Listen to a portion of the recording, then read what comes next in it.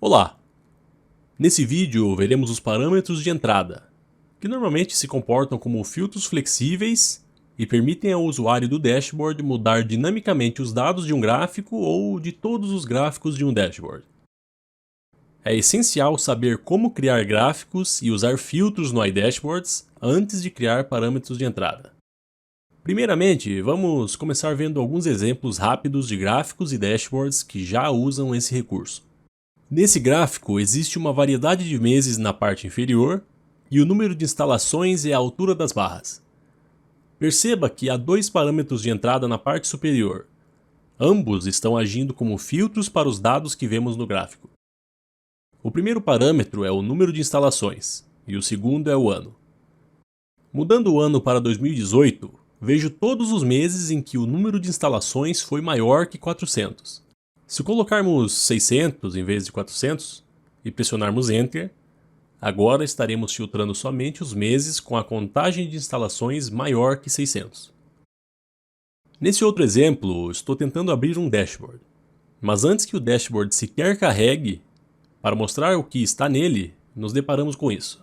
Está nos pedindo para que sejam inseridos alguns parâmetros. Aqui podem haver valores padrão, definidos por quem construiu o dashboard, ou os valores poderiam estar em branco, sendo necessário que fossem inseridos parâmetros conforme o que for pedido. Para esse caso, foi dada uma dica de que se trata de uma data inicial e uma final, e também uma sugestão. Se clicarmos para ver o dashboard, então ele será carregado e, como esse gráfico é muito parecido com o que acabamos de ver, também há dois parâmetros de entrada, data inicial e data final. Esses parâmetros devem ser inseridos de modo que o período fique dentro do intervalo de datas inicial e final mostrado aqui. Escolhendo uma data nova no calendário para um período totalmente diferente, vamos definir do ano de 2017. Veja que o filtro de um lado já foi aplicado. E agora do outro lado definiremos o ano de 2019. Com isso, nós cortamos tudo de 2016 e tudo de 2020, para ver as informações que estão nesse gráfico aqui. Voltando, usarei esse painel de dashboards para abrir um outro exemplo. Aqui está nosso parâmetro, que é bastante simples. Trata-se de uma lista de trimestres. E quando eu seleciono algum parâmetro, como o Q3, ambos os gráficos são atualizados. E agora podemos ver que os títulos desses gráficos mostram o Q3. Essa é uma demonstração de que parâmetros não necessariamente afetam só um gráfico. Eles podem afetar múltiplos gráficos ou todos os gráficos do dashboard. E o último exemplo é bastante similar ao anterior. Há somente um parâmetro de entrada, que também é uma lista, e em vez de datas são localidades. Selecionando uma delas, todos os gráficos são filtrados. Vemos o gráfico de detalhes no centro, gráfico de tabela, de barras, colunas, velocímetros. E todos os títulos foram atualizados para mostrar que os dados são de Detroit. Quando inserimos um valor como Detroit no título de um gráfico, também é um recurso útil quando fazemos relatórios de um gráfico, ou notificações de um gráfico, pois essa informação estará presente. Esse último dashboard está incompleto. Então o que farei é trocar para essa outra guia e vamos terminar de construí-lo juntos, e depois voltamos para testá-lo. Na esquerda superior, temos um conjunto de dados simples, de pedidos por trimestre, e todos os registros estão aqui. São 4 registros, Q1, 2, 3 e 4. A versão da parte de baixo foi criada no vídeo de como criar filtros. O que fizemos naquele vídeo foi filtrar o conjunto de dados para mostrar somente os trimestres onde o número de pedidos foi maior que 50. E o valor 50 foi inserido manualmente, então é um valor estático. Aqui no canto vazio, vou criar uma cópia do gráfico de cima. Esse gráfico também tem todos os dados, nada foi filtrado. Se dermos uma olhada nos dados do gráfico, estão dessa forma. Assim como os filtros, os parâmetros são definidos nos primeiros passos da criação de um gráfico. Podemos criá-los quando montamos o gráfico pela primeira vez, ou abrir um gráfico já existente e adicionar parâmetros e filtros. No caso dos parâmetros, é um processo de 2 etapas. O primeiro passo é criar o parâmetro em si, para o gráfico ou dashboard desejado. Isso fará com que o iDashboards aceite valores inseridos pelo usuário. Estou falando de caixas de texto, listas suspensas, calendários e assim por diante. O segundo passo para terminar de definir um parâmetro nesse contexto é configurar o gráfico para fazer algo com o valor desse parâmetro.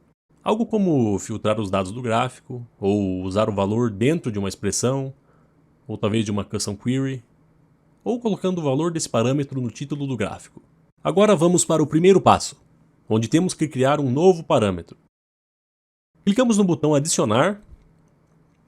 O nome do parâmetro deve ser um nome técnico, sem espaços, nada de muito elaborado. A label é o valor que será mostrado, que o usuário vai ler. Então aqui usamos letra maiúscula, espaço, da maneira que quiser.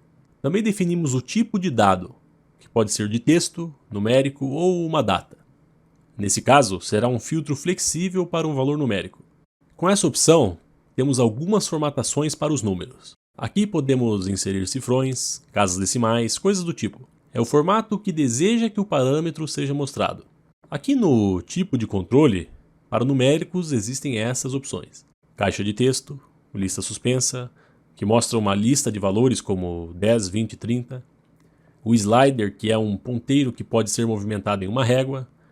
O spinner traz as setinhas para cima e para baixo, para incrementar ou diminuir o valor. E o último é o misto, combinando o slider e o spinner.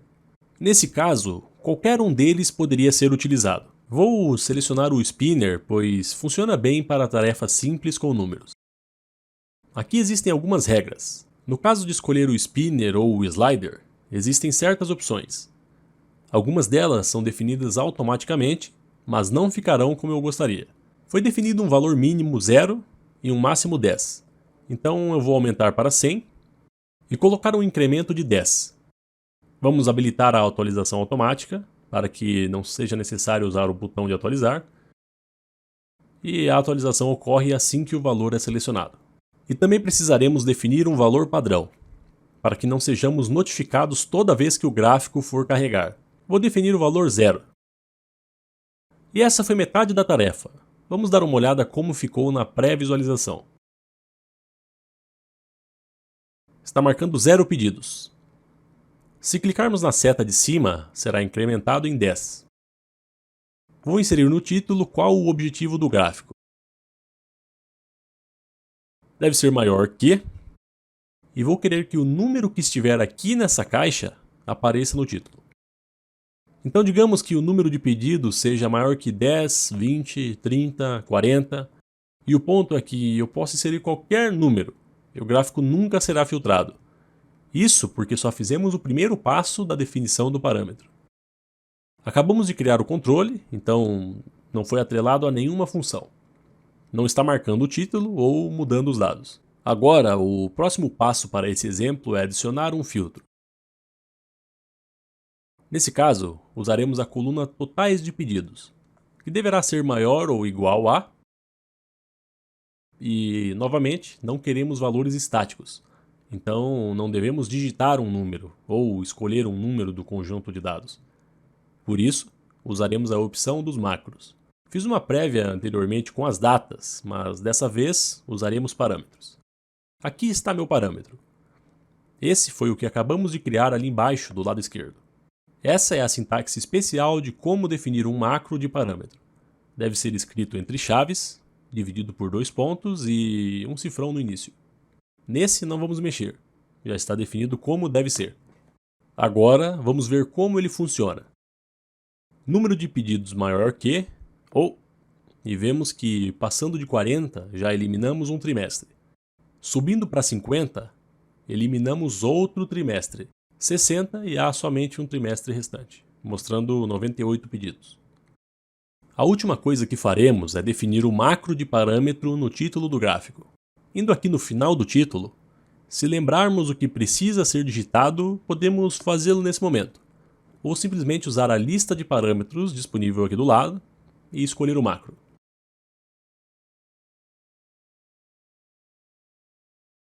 Ele foi inserido bem no final. Agora colocamos entre parênteses, e aqui podemos ver maior que 0. Agora, toda vez que alterarmos o parâmetro, funcionará dessa maneira, filtrando e atualizando o título simultaneamente. Vamos salvar o gráfico e fechar. Salvar o dashboard. E agora vamos testar. Aqui está a versão não filtrada do gráfico. E também a versão com um filtro estático de 50. E esse é com o parâmetro de entrada dinâmico, que permite ao usuário ter um filtro flexível que modifica os dados que estão no gráfico. Bom, e assim fechamos esse vídeo de como usar parâmetros de entrada para filtrar gráficos no iDashboard. Obrigado e até a próxima!